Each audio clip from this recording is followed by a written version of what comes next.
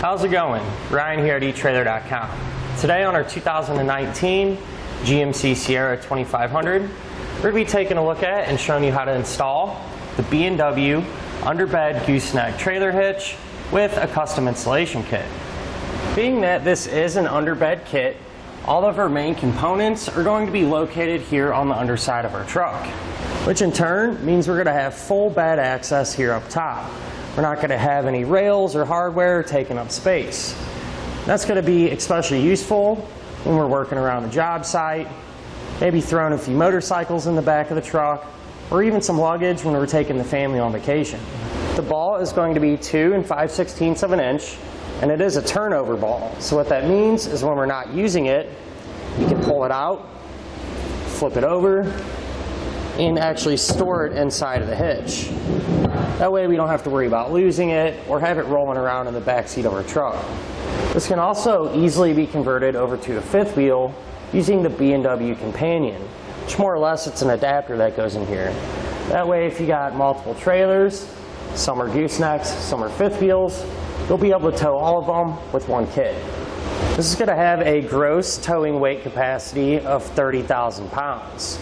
So that's going to be the amount of weight holding on the hitch.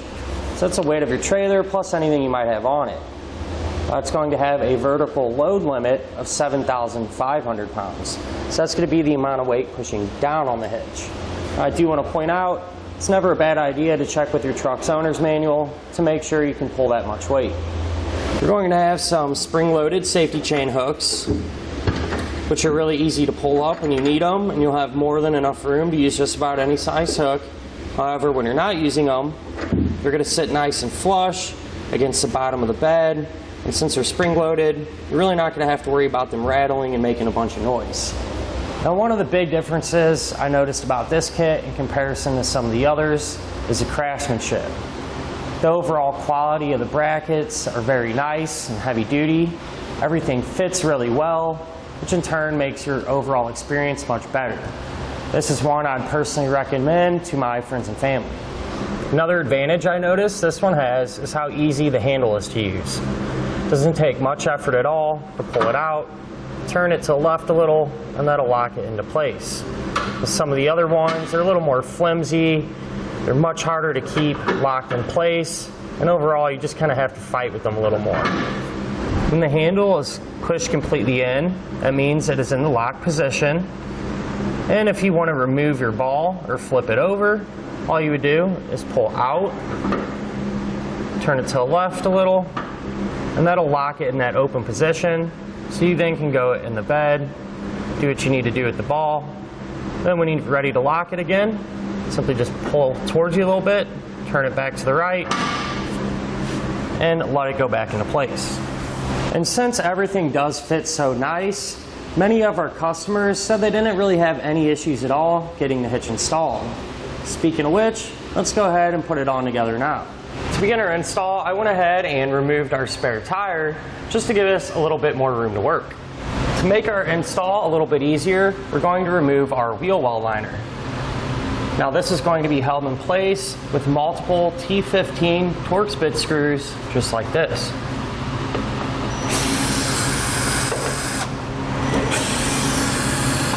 We'll have a couple on this flat portion, and the rest will be all along the wheel well edge.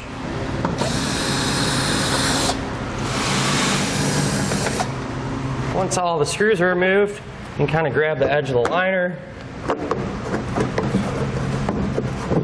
and just work it out from underneath the truck.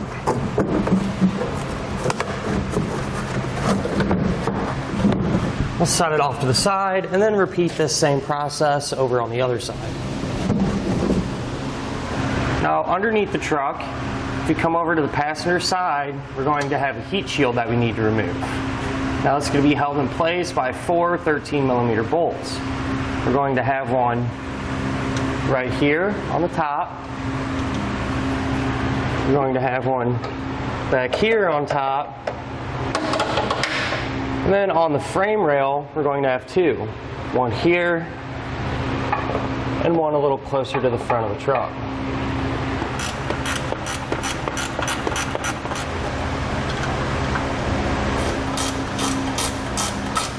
And here's a better look at the two 13mm bolts holding that heat shield to the top of the frame rail. So it's a lot easier to come over here to the passenger side wheel well and get them from here.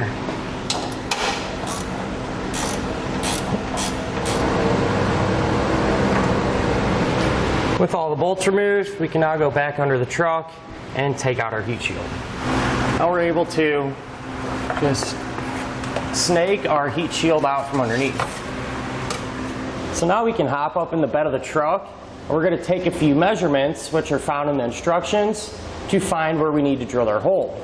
Now whenever you're measuring the length, it's very important to measure from the actual bed itself and not the tailgate.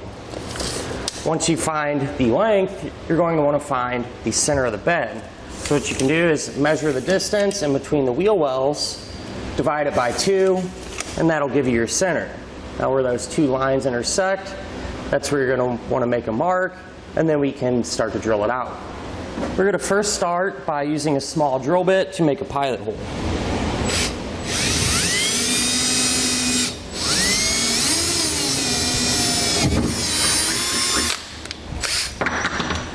And then we're able to step up to our hole saw to make our full-size hole.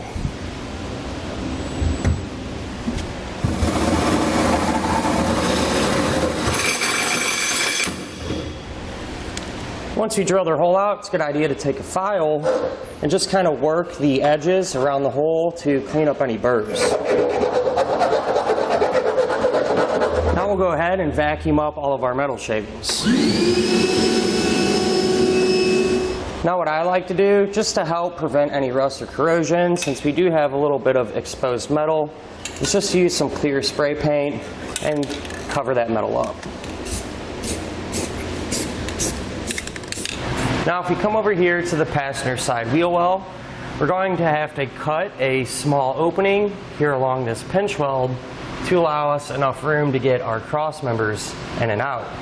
Now you can find the exact measurements for how large you need to make this hole in your instructions. I'm going to cut it using a Dremel tool. However, you could probably use a pair of tin snips as well.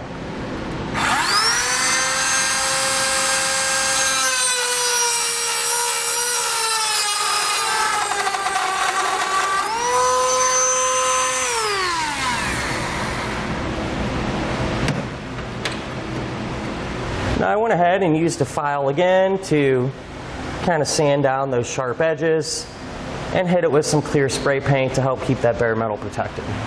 Now we can put in our front cross member, which will be this piece of angle iron. We're going to do this from the passenger side of the truck through that cutout that we made in the wheel well. Now you're going to want these holes, the side with the holes, you're going to want this to face towards the back of the truck. Now before we put this in, there is one thing we have to do. And if we come up to this hole here, the second one from the driver's side end, we're going to put a bolt in place. So we're going to take this bolt and from the back side, slide it through. Then we're going to take the included O-ring and work that over the bolt. This O-ring will actually hold that bolt in place. And it'll make it a lot easier when we bolt everything up later on, because this bolt is a little tricky to get to underneath the truck. Once we have it in, we're going to go ahead, slide our angle on the frame rail, and we're going to slide it all the way across to the driver's side. And then we're going to slide this back, or towards the front of the truck rather. We're going to go about 6 inches past the hole that we drilled in the bed. Now before we put our rear cross member into place, there's a little trick I'd like to show you to make installation later a lot easier. Since this is powder coated, sometimes that powder coating can get down into the threaded holes and make it difficult to tighten up your bolts. So what I like to do before we put it under the truck is actually just kind of spray each one of the holes down with some lubricant take one of our bolts and make sure it threads in nice and easily. That way it'll clean whatever powder coating may be in there and save you a lot of time and headache in the future.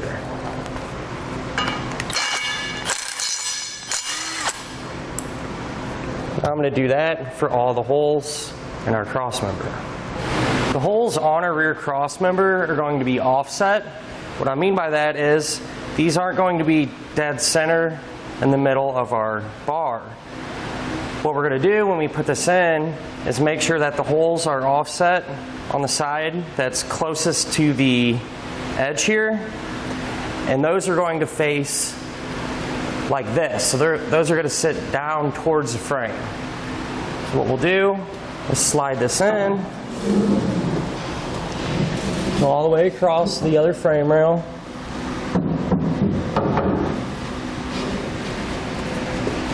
and we're going to stand it up vertically like this up against this factory bed crossmember.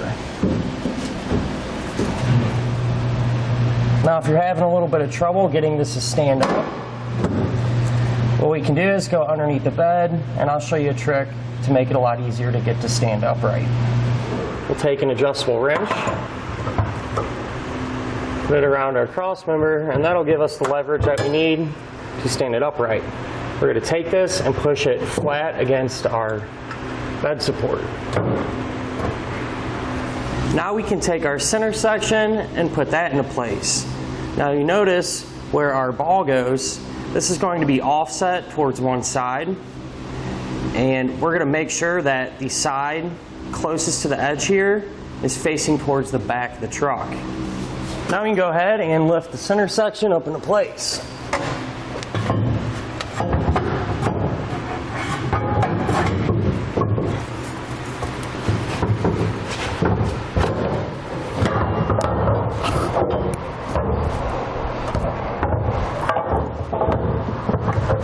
What we're going to do is line up our front crossbar. For now, we're just going to loosely secure it. We'll put in the 1.5" bolt from the front to the back. We're going to secure the other side with a split lock washer and a nut. I use that same hardware to get the rest of the holes in our center section started and hand tight.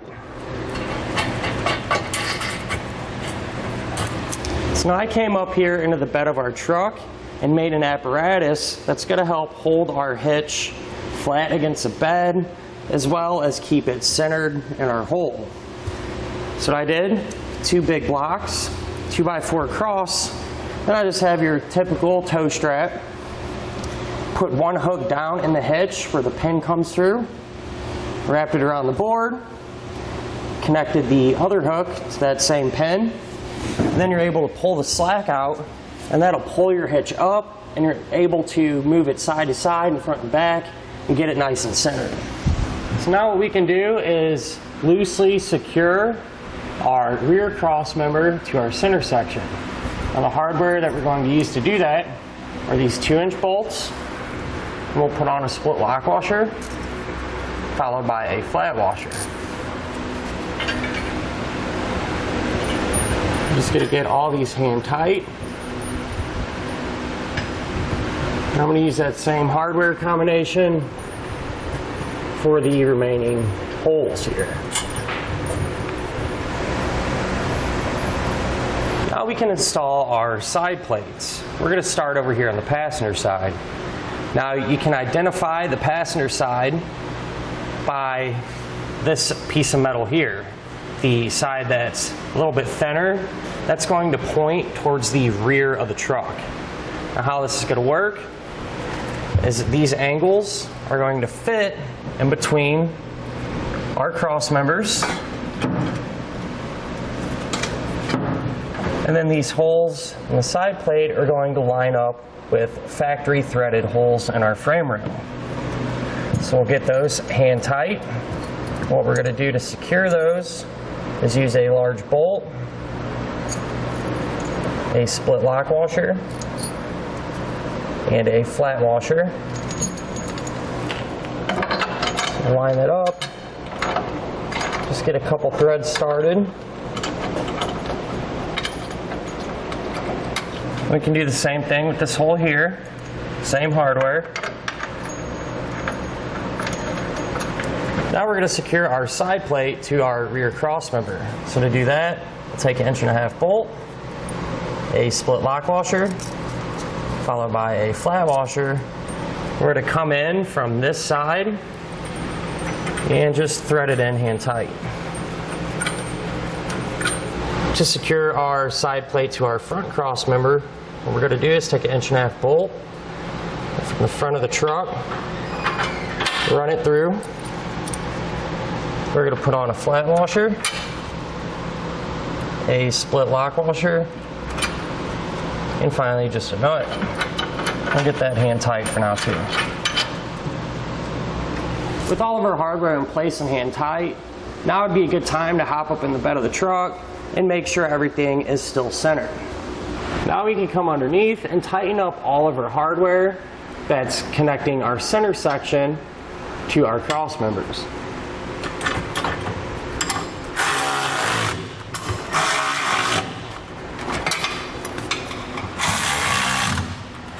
Now we'll come over to our side plate and tighten down our 2 larger bolts first.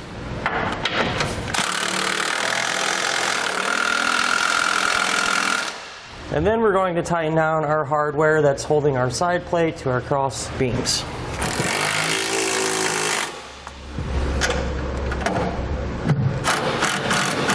And we'll repeat that same process over here on the driver's side. Now with all of our hardware tight, we can use a torque wrench to torque it all down to the specification found in the instructions. Now it is important to torque all the hardware down in the same order that we use to tighten them. Now we're going to install our handle. So to do this, we'll take the handle and the end here with the rubber on it. We're going to slide that through this little slot here on the driver's side. We're going to push that all the way back. Now we're going to take the end here with the loop, and that's going to connect to this tab here that's attached to our spring. So to secure it, I'm going to use this carriage bolt.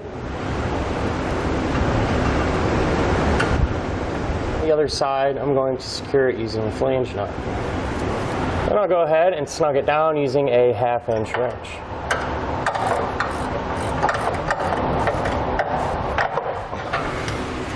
Now we can drill out our holes for our safety chain loops. Underneath here on each side, we're going to have 2 holes in the hitch, one here and one there. And we're going to use those as a template and use a drill bit to drill up through the bed.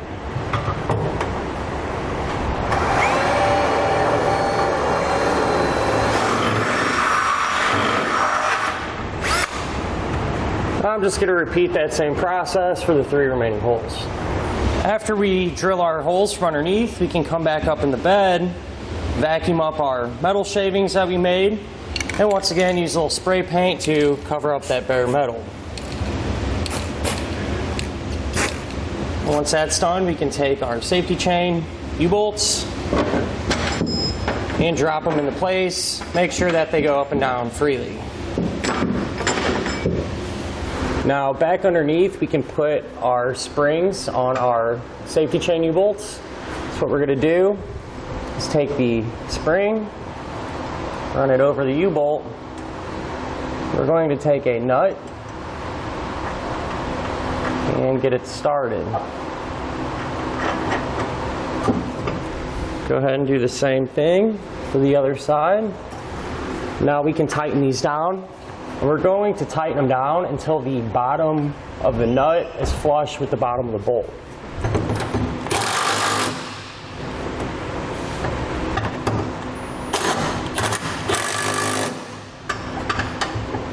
So just like that. Now I'm going to repeat that same exact process over on the other side for the other U-bolt.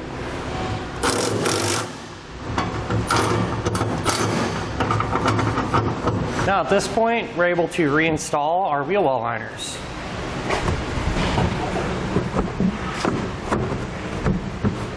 We kind of just work these back into place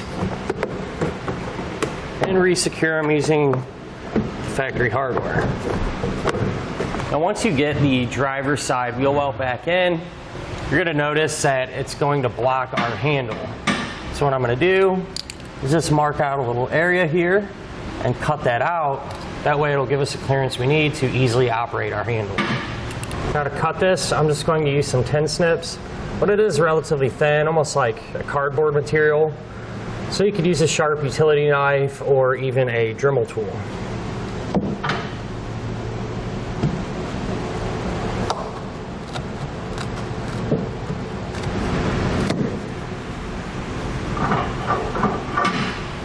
Now to complete your installation, all we have to do now is reinstall our spare tire. And that'll finish up our look at and our installation of the B&W Underbed Gooseneck trailer hitch with the custom installation kit on our 2019 GMC Sierra 2500.